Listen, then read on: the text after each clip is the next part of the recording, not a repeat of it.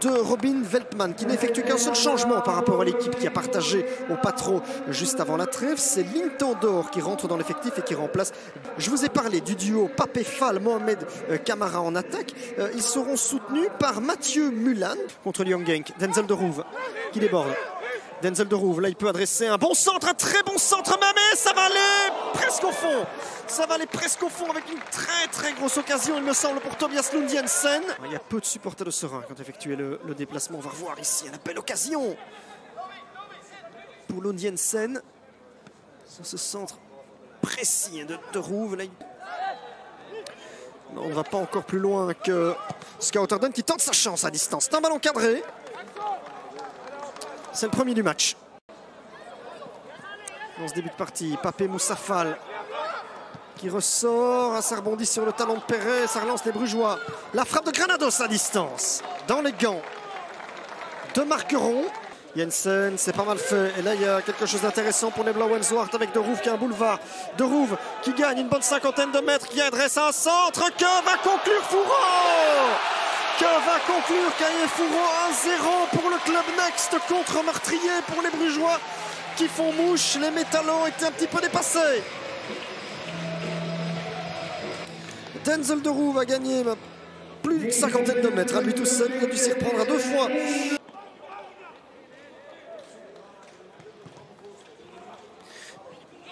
Attention ici, les Brugeois réclament un contrôle du bras. Et il donne penalty. Il donne penalty, monsieur Verbeek, pour une faute de main de Maxime Allion. Là, ça pourrait être très dur, surtout si ce penalty venait être converti. Oh non, c'est pas fait. Ce n'est pas fait par Lendesmet qui trouve le poteau de Lucas Margueron. Tout le monde se fera son opinion de cette phase. On est dans la zone. La relance, attention, n'est pas terrible du tout. Et de Corte, oh là, finalement n'est pas puni par Camara. Je pense qu'il s'en veut. Hein. Et donc c'est sur ce dernier avertissement sans frais que M. Verbeek met un terme à cette première période. Le Club Next mène 1-0 grâce à un but de l'homme que vous venez de voir. Avec l'ouverture, elle est belle, elle est belle. Merlin de Smet qui a Semodor pour l'aider. C'est Jensen qui est à l'origine de cette phase. Le centre de Semodor. Ratsol pour Jensen, c'est cadré. Dans les gants de Lucas Margueron. Et là, est-ce que Serein peut faire mal? Est-ce que Serein peut faire mal? Serein a une occasion et ne parvient pas à marquer de Cortella. Des jeux de faux au jeu jusque-là. Et là. Sortie est possible avec une frappe transversale.